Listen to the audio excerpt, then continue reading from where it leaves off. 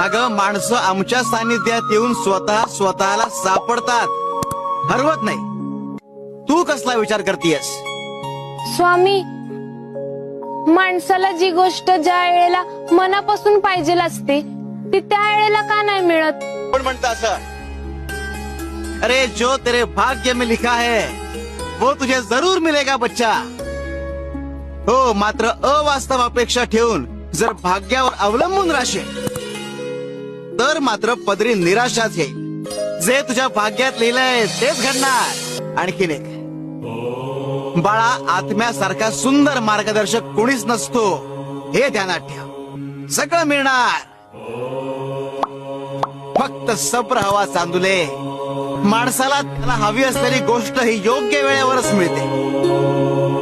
हो, मात्र त्याच्या करता योग्य वेळ कुठली हे आम्ही ठरवू.